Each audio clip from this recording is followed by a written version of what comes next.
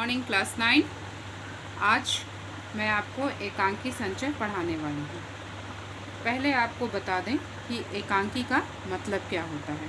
एकांकी एक नाटक है और एकांकी का मतलब होता है जिसमें सिर्फ एक ही कहानी चलती है। जैसे उपन्यास भी एक विधा है, लेकिन उपन्यास में एक से अधिक कहानियाँ चलती हैं। एक मुख्य कहानी होता है और उससे जुड़ी बहुत सी छोटी छोटी कहानियाँ होती हैं। लेकिन एकांकी का मतलब सिर्फ एक ही परिवार की कहानी या एक ही व्यक्ति की कहानी। तो आइए अब हम चैप्टर 1 संस्कार और भावना पढ़ने के लिए आगे बढ़ते हैं। संस्कार और भावना की प्रमुख पात्रा है माँ। माँ जो संक्रांति काल की एक हिंदू नारी है। संक्रांति काल मीन्स जो एक युग बीतने के बाद दूसरे युग में प्रवेश कर रही हैं। लेकिन माँ अपने पुराने विचारों को, रूढ़ियों को छोड़ना नहीं चाहती। जीवन एक परिवर्तन है, परिवर्तन का ही दूसरा नाम जीवन है। यानी जब जैसा समय आता है उसके अनुसार हमें अपने आप को ढाल लेना चाहिए। लेकिन माँ अपने पुराने संस्कारों को छोड़ना नहीं चाहती हैं, या यूँ कहें कि वो अपने संस्कारों से डरती हैं, उसकी दास्तां से बंधी हुई है, वो उसकी गुलामी कर रही हैं। माँ के 2 बेटे थे, बड़ा बेटा अविनाश और छोटा बेटा अतुल। अविनाश ने अपनी मर्जी से एक दूसरी जाति, विजातीय मीन्स होता है दूसरी जाति की लड़की से शादी की थी। और जैसा मैंने पहले ही कहा कि माँ पुराने विचारों की थी, वो अपने पुराने संस्कार और संस्कारों की दास्तां में बंधी हुई थी। इसलिए उन्होंने अविनाश को घर में रहने की इजाज़त नहीं दी उस लड़की के साथ, जिसके कारण अविनाश घर छोड़कर चला जाता है और दूसरी जगह रहने लगता है। और उनका छोटा बेटा है अतुल और उसकी पत्नी उमा है, जिसका सामाजिक तौर तरीके से विवाह हुआ है और वो अपनी माँ के साथ ही रहता है। अब ये नाटक शुरू होता है एक स्टेज से, और यहाँ फर्स्ट पैराग्राफ में स्टेज का पूरा दृश्य आपको समझाया गया है कि किस तरह से ये दृश्य है। आप इसे पढ़ेंगे। अब मैं यहाँ से शुरू करती हूँ कि उमा क्या कहती है या क्या सोच रही है।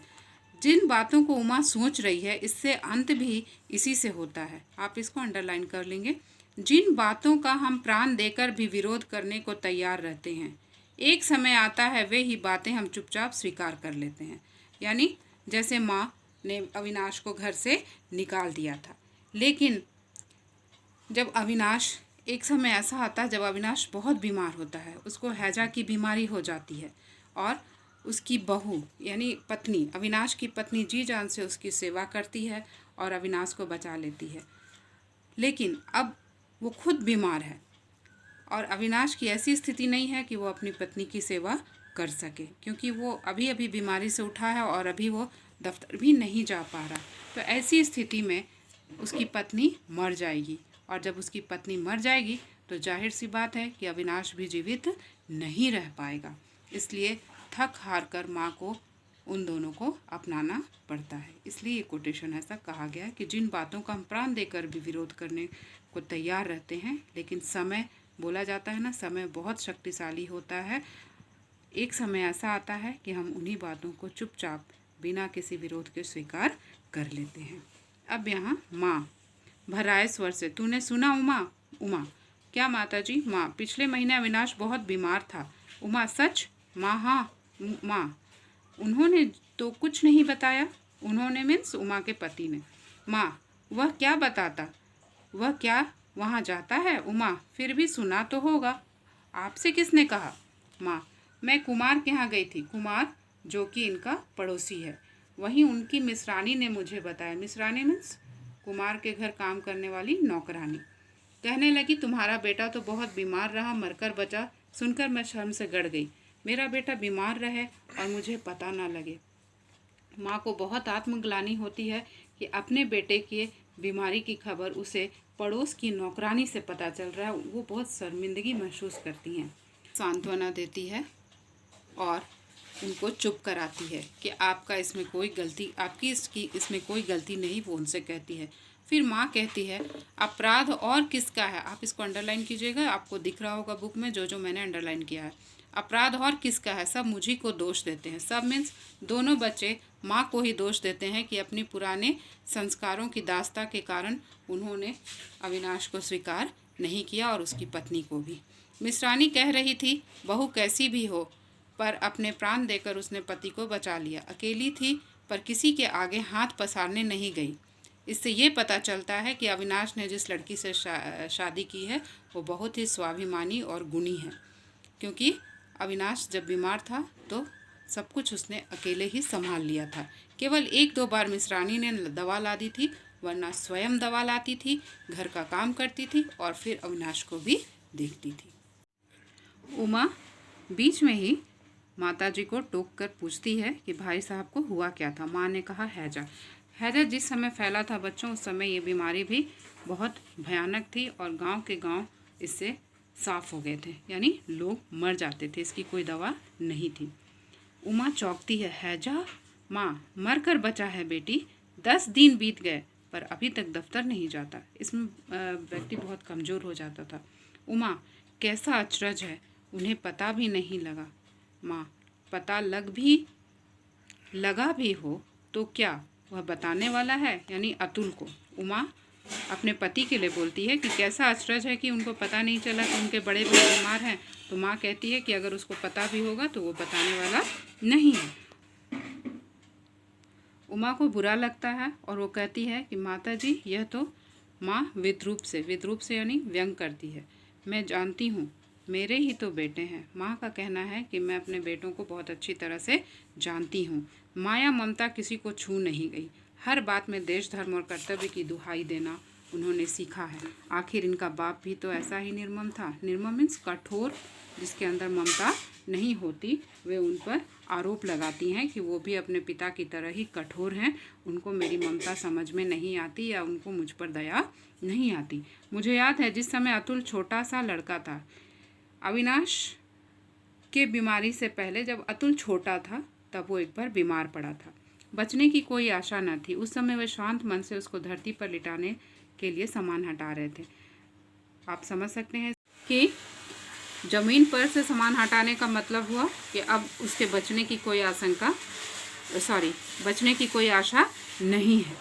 लेकिन कोई पिता क्या ऐसा कर सकता है? उसकी माँ के बोलने का मतलब ये था कि कोई पिता इतना कठोर कैसे हो सकता है कि अपने बच्चे के मरने के इंतज़ार में ज़मीन से सामान हटा रहा कि वो मर जाए तो उसको ज़मीन पर लिटा दें। ये देखकर दुनिया ने दांतों तले उंगली दबा ली थी, यानी लोग हैरान हो गए थे कि कैसा बाप है। मुझे सदा इन्होंने माया ममता में फंसी ही कहकर कोसा है, यानी भला बुरा कहा है कि तुम हमेशा माया ममता में फंसी रहती हो। यानी उनके पिता ने, अविनाश और अतुल के पिता ने उनकी माँ को ये कहते थे कि तुम माया और ममता में फंसी रहती हो, क्योंकि जब बच्चे बीमार पड़ते थे तो उनकी सेवा करती थी और खाना पीना भी छोड़ देती थी जब तक वो ठीक नहीं होते थे। माँ, लेकिन माता जी, इसमें सब दोष भाभी का है। और उमा माता को सांत्वना देते हुए ये कहती है कि इसमें आपका कोई भी दोष नहीं है, इसमें सारा दोष अविनाश की पत्नी का ही है। माँ, वह तो है ही, पर बहू माँ भी उसका समर्थन करती है। उमा बात काट कर, मैं अच्छी तरह जानती हूँ देखने में बड़ी भोली लगती हैं, परंतु माँ चौंक कर भोली।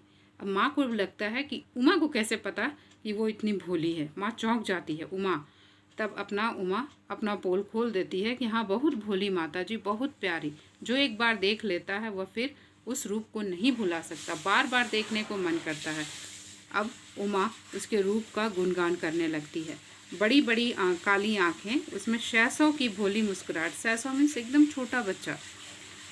अनजान में ही लज्जा से लाल हुए कपोल मीन्स गाल पर रहने वाली हंसी, यानी बहुत मासूम सा चेहरा है उस लड़की का। माँ और भी आश्चर्यचकित होकर, पर उमा, तूने क्या अविनाश की बहू को देखा है? अविनाश की बहू मीन्स अविनाश की पत्नी। उमा संभल जाती है कि मैंने क्या किया। हाँ माता जी, कब? अब उमा समझ जाती है कि जब मेरा पोल खुल ही गया तो वो सच्चाई माँ को बता देती है। उमा, एक दिन जब आप उनसे गुस्सा होकर बहुत दुखी थी तब उमा बताने लगती है कि मैं उनके यहाँ कब गई थी। जब आप गुस्सा थी तब मैं भाभी के पास गई थी। भाभी यानी कि अविनाश की पत्नी। दोपहर का समय था, आप सो गई थी। सच माता जी, तब उनके रूप को देखकर मैं चौंक उठी थी। बंगाली इतने सुंदर होते हैं। मुझे देखकर वे मुस्कुराई, फिर गले में आंचल डालकर प्रणाम किया और जब मैंने अपना परिचय दिया तो गदगद हो गई। गदगद यानी बहुत अधिक खुश हो जाना, और मुझे छाती से लगा लिया। इससे ये भी पता चलता है बच्चों कि अविनाश ने जिस लड़की से शादी किया था वो बहुत ही नेक और संस्कार से पूर्ण थी। माँ, वही विस्मय का स्वर, पर तूने मुझे कभी नहीं बताया। उमा बताना ही नहीं चाहती थी। माँ, क्यों? उमा, क्योंकि मैं उनसे लड़ने गई थी। उमा को माँ का दुख देखा नहीं जाता था, इसलिए वो उससे लड़ने चली गई थी। माँ भौचक के, लड़ने गई थी? उमा, जी हाँ, मैं उनसे लड़ने गई थी क्योंकि वे आपके दुख का कारण थी। वे न होती तो बड़े भैया आपसे अलग कैसे होते, यही बात मैंने उनसे भी कह दी। ये सारी बातें उमा ने अविनाश की पत्नी से कहा। माँ, सच? उमा, जी हाँ। माँ, तब? उमा, तब पहले तो वे मेरी बात सुनकर मुस्कुरा दी, फिर बोली, इसमें मेरा क्या दोष है? यह तो मुझे तब क्रोध आ रहा था। बात काट कर मैंने कहा, दोष तुम्हारा नहीं तो किसका है? तुम न चाहती तो बड़े भैया माँ को कैसे छोड़ देते? तुम अब भी चाहो तो सब कुछ ठीक हो सकता है। तुम उन्हें छोड़ सकती हो। तुम माँ चौंकती है। उमा, उमा, यह कहा तुमने? उमा उससे लड़ने गई थी और सारी बातें उसने अविनाश की पत्नी को कह दी कि तुम्हारे कारण ही अविनाश अपनी माँ से अलग हुआ है और जिसके कारण माँ बहुत ही दुखी रहती हैं। उमा भावावेश में, हाँ, मैंने स्पष्ट कहा, माँ को बेटे से अलग करना पाप है, माँ का हृदय तोड़ना अत्याचार है। उस अत्याचार को दूर करने के लिए प्राण भी देना पड़े तो कम है। माँ उत्सुकता से, यानी माँ को और कुछ जानने की इच्छा हुई, क्योंकि उमा ने सारी माँ के मन की बात जाके उससे की थी। तो उसने क्या कहा? उमा, वह बोली, बहन, मैं मानती हूँ माँ बेटे के अब ये बातें अविनाश की पत्नी कह रही है। बहन, मैं मानती हूँ माँ बेटे के संबंध से बढ़कर और कोई संबंध नहीं है। पति भी वह जिसके लिए उसने समाज ही नहीं वरन अपने हृदय की साक्षी दी है, जिससे वह प्यार करती है, उसके कहने पर वह प्राण दे सकती है, परंतु उसको दुखी करके वह किसी को सुखी करने की कल्पना भी नहीं कर सकती। अविनाश की पत्नी के लिए सब कुछ है, इसलिए वो अविनाश को दुखी नहीं करना चाहती। ऐसा अविनाश की पत्नी ने उमा से कहा। अगर वो ऐसा करती है तो वह पापिन है। सोचो, तुम स्वयं अब अविनाश की पत्नी उमा को समझाती है कि सोचो, तुम भी एक पत्नी हो और मेरी तरह तो नहीं। यानी कि उमा का विवाह समाज के रीति रिवाज के अनुसार हुआ है और अविनाश ने अपनी मर्जी से शादी किया। बस दोनों में इतना ही अंतर है। फिर भी दोनों अपने अपने पतियों को प्यार करती हैं, ये तो समान है।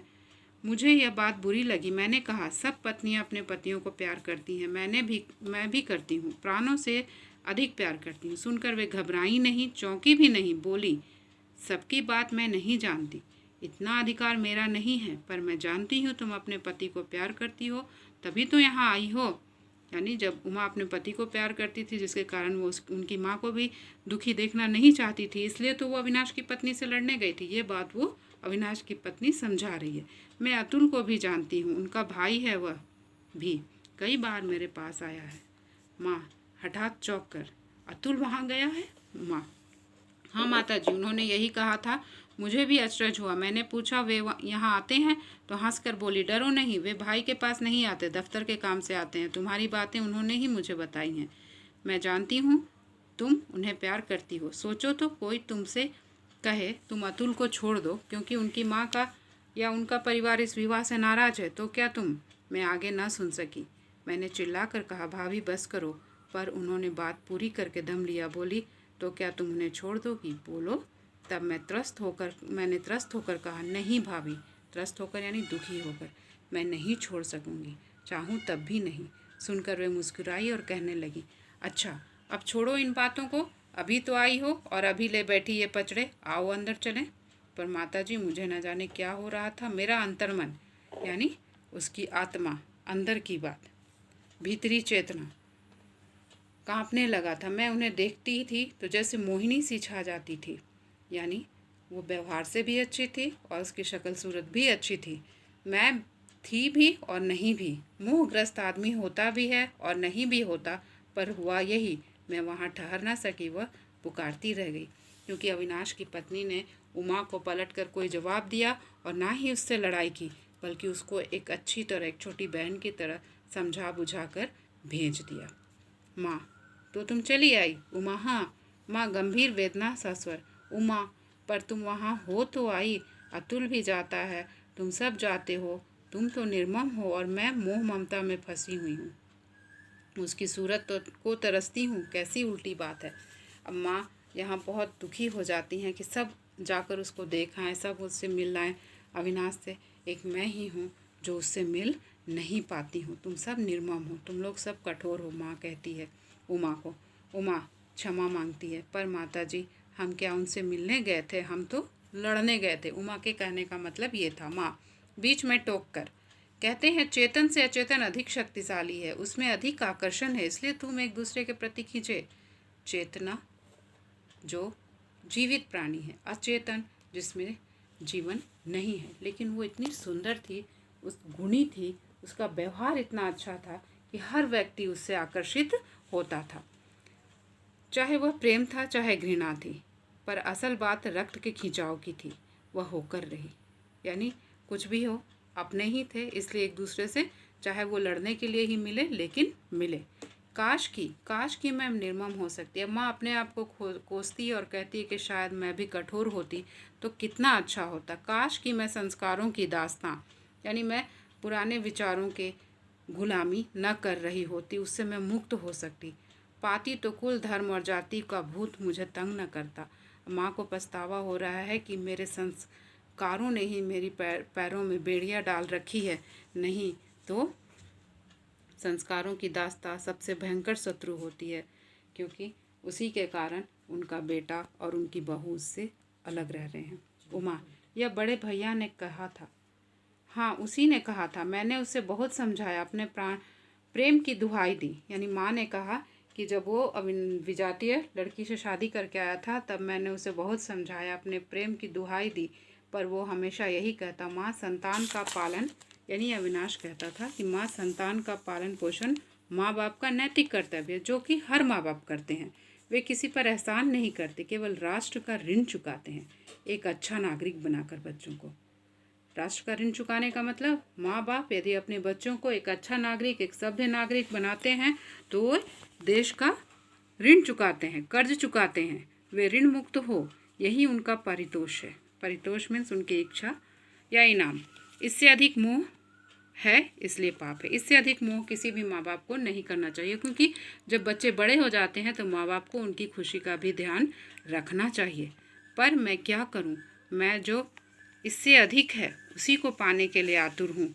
मैं ही क्यों, सभी माँ बाप यही चाहते हैं, सभी माता पिता चाहते हैं, क्योंकि वो बचपन से बच्चे को पालते पालते इतने आदी हो जाते हैं कि बड़े होने के बाद भी वो चाहते हैं कि बच्चा उन्हीं की बात माने, चाहे वो सही हो या गलत। ये इतने अंधे हो जाते हैं ममता में कि बच्चे के भावों को, उसकी इच्छा को नहीं समझ पाते हैं, तभी टकराव होता है। तभी मैं समझती हूँ उस डाकिनी ने मेरे बेटे को मुझसे छीना। माँ गुस्से में अपनी बहू को डाकिनी कहती हैं, पर वास्तव में दोष उसका नहीं है। उमा, माता जी लगता तो मुझे भी ऐसा ही है। तभी अतुल का प्रवेश होता है। अतुल, क्या बन रहा माता जी? माँ जैसे उन्होंने सुना ही नहीं और अपनी बात कहने लगती हैं। तूने सुना? अतुल, क्या?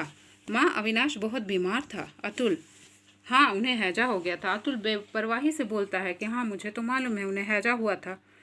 माँ, तू जानता था? अतुल, हाँ।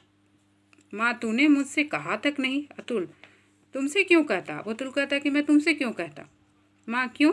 क्या मैं उसकी माँ नहीं हूँ? अतुल हंसता है। माँ तो हो, पर सुनकर क्या करती? क्या उसके पास जाती? क्योंकि अतुल को मालूम है कि माँ उसके पास नहीं जाती। अतुल, मैं जानता था तुम वहाँ नहीं जा सकोगी, और जाने से भी क्या होता है, जब तक तुम उस नीची श्रेणी की विजातीय मीन्स दूसरी जाति की लड़की भाभी को घर नहीं ला सकती, तब तक प्रेम और ममता की दुहाई व्यर्थ है। तुम निर्मम हो, निर्मम। अब अतुल भी अपनी माँ को निर्मम कहता है, कठोर कहता है, क्योंकि वो अविनाश को उसकी पत्नी के साथ नहीं अपना पाई हैं। माँ रोकर, मैं निर्मम हूँ। माँ को बहुत दुख होता है और वो कहती है कि क्या मैं कठोर हूँ? अतुल, निर्मम ही नहीं, कायर भी। कायर इसलिए कहता है क्योंकि वो अपने संस्कारों को, प्राचीन संस्कारों को नहीं तोड़ पाती हैं। चाहे अपनी संतान ही उनसे अलग क्यों ना हो जाए, लेकिन संस्कार उनके लिए बहुत अधिक महत्व रखता है। समाज के डर से या अपने डर से उन बेड़ियों को वो नहीं तोड़ पाती हैं। जिन संस्कारों में तुम पली हो, उन्हें तोड़ने की शक्ति तुम में नहीं है माँ। ये छोटा बेटा अतुल कह रहा है। उमा अब अतुल से कह रही है कि लेकिन आप में तो है, आप तो वहाँ गए होंगे। अतुल, मुझे वहाँ जाने के लिए कोई काम नहीं था, इसलिए नहीं गया। अतुल कहता है कि मुझे अभी वहाँ कोई काम नहीं था, इसलिए मैं भी नहीं गया। अब उमा और माँ दोनों एक साथ, सास बहू एक साथ बोलती हैं, आप भी नहीं गए, तू भी नहीं गया। अतुल, जाकर क्या करता? उमा विद्रूप से यानी व्यंग वाले लहजे में, भाई के मरने का समाचार सुन के भी आपका हृदय नहीं पसीजता? अतुल शांत स्वर, उमा, यदि तुम भाई साहब को जानती होती तो ऐसी बात नहीं करती। मुझे क्या, वे मेरे डॉक्टर को भी अपने पास नहीं आने देते, क्योंकि अविनाश बहुत ही स्वाभिमानी है। जिस घर में उसे रहने नहीं दिया गया वहाँ के लोगों से वो कभी भी मदद नहीं लेगा, चाहे वो उसकी माँ हो या उसका भाई। उमा, लेकिन फिर भी आप उनके भाई थे, आपको देखकर उन्हें शांति मिलती। वे अतुल उठता है और नौकर को बुलाने लगता है। राम सिंह, पानी ले आओ। आवाज़, लाया सरकार। अतुल उमा की ओर मुड़कर, देखो उमा, भाभी से बढ़कर भैया का और कोई नहीं, क्योंकि अविनाश उसको प्यार करता है और उसे अपनी पत्नी बनाकर लाया है, तो उसका कर्तव्य है उसके प्रति। यह कटु सत्य हमें स्वीकार करना ही चाहिए, इसलिए उनके होते हम कुछ भी करने का अधिकार नहीं रखते। यानी जब तक उसकी पत्नी है वही करेगी और किसी को कोई अधिकार नहीं है, क्योंकि हमने उसे अपनाया भी नहीं है। माँ, अतुल तूने और भी सुना? अतुल, क्या माँ? माँ, अब अविनाश अच्छा हुआ तो उसकी बहू बीमार पड़ गई, कहते हैं उसके बचने की कोई आशा नहीं है। अतुल, हाँ सुना तो है। उमा, क्या सुना है? अतुल, यही कि भाभी मरनासन मीन्स इतनी अधिक बीमार है कि उसके बचने की कोई आशा नहीं है। उमा चकित, क्या? माँ, तो तुझे यह भी पता है? अतुल, हाँ माताजी, मुझे पता है, और यह भी पता है कि अपने प्राण खपाकर भाभी ने भैया को तो बचा लिया, परंतु भैया के पास भाभी को बचाने के लिए प्राण नहीं है, क्योंकि अविनाश अभी अभी बीमारी से उठा है और उसके पास इतनी ताकत नहीं बची कि वो अपनी पत्नी की सेवा कर सके। माँ अनसुना करती है, अतुल तो अविनाश की बहू मर जाएगी।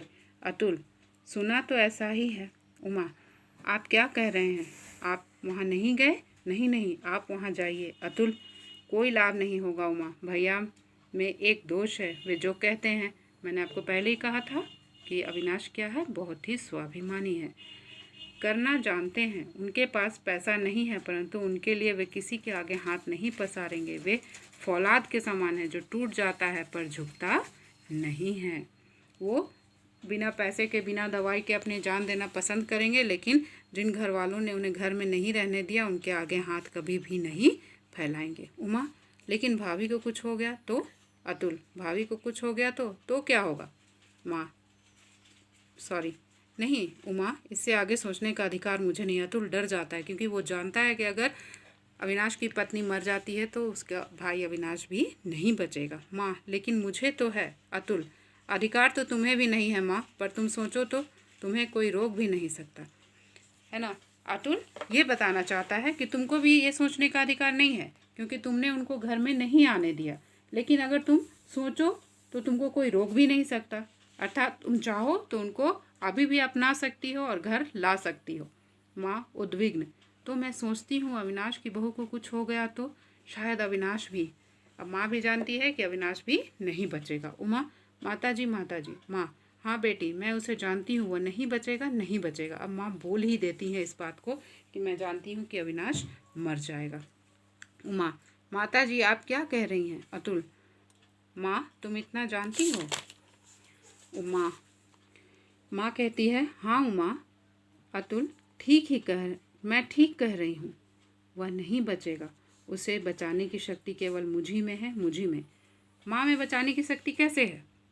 क्योंकि वो अविनाश और उसकी पत्नी को स्वीकार कर लेगी, तभी वो अविनाश की पत्नी बच पाएगी, क्योंकि माँ ही जब अविनाश को अपना लेगी, उसे अपने घर ले आएगी, साथ में उसकी पत्नी को भी लाएगी, तो माँ उनकी सेवा करेगी, जिससे अविनाश की पत्नी ठीक हो जाएगी और अविनाश अपने आप ठीक हो जाएगा। उमा, अतुल एक साथ, माँ, अतुल, इसलिए मैं कहती हूँ तू एक बार मुझे उनके पास ले चल। वह निर्मम है पर मैं माँ हूँ, मुझे निर्मम नहीं होना चाहिए, मैं उसके पास चलूँगी। माँ कहती है कि मैं तो माँ हूँ, भले ही वह कठोर हो जाए, लेकिन मैं कठोर नहीं हो सकती, क्योंकि मैं माँ हूँ, मेरे अंदर ममता है। उमा, माँ तुम कितनी अच्छी हो। अतुल, अभी चलो माँ, पर चलने से पहले एक बात सोच लो, यहाँ पहले लिखा है, आप लोग ठीक कर लीजिएगा, ये पहले होगा। यदि तुम उस नीच कुल की विजातीय भाभी को इस घर में नहीं ला सकी तो जाने का कुछ लाभ नहीं होगा, क्योंकि अविनाश अकेले आएगा नहीं जब तक उसकी पत्नी उसके साथ नहीं आएगी। माँ शांत है, जानती हूँ अतुल, इसलिए तो जा रही हूँ। यानी माँ ने निश्चय कर लिया है कि वह अपने बेटे अविनाश के साथ उसकी पत्नी को भी अपना लेगी। अतुल बहुत खुश होता है, हर्षित होकर मीन्स बहुत खुशी से। ऐसी बात है तो चलो माँ, अभी चलो, पुकार कर राम सिंह तांगा लाओ अभी इसी वक्त। और उमा तुम भी चलो शीघ्र। उमा जिन बातों का अगेन आप देख सकते हैं वही आया, जिन बातों का हम प्राण देकर भी विरोध करने को तैयार रहते हैं, एक समय आता है जब चाहे किसी कारण से भी हो हम उन्हीं बातों को स्वीकार कर लेते हैं। यानी कि प्राण देकर भी माँ ने अविनाश को उसकी पत्नी को छोड़ने के लिए कहा, प्रेम की दुहाई दी, ममता की दुहाई दी, लेकिन अविनाश ने उसका साथ नहीं छोड़ा और अंत में हार कर माँ को उन दोनों को अपनाना पड़ा और माँ को पुराने दास्तां को छोड़ना पड़ा, उससे मुक्त होना पड़ा। Thank you.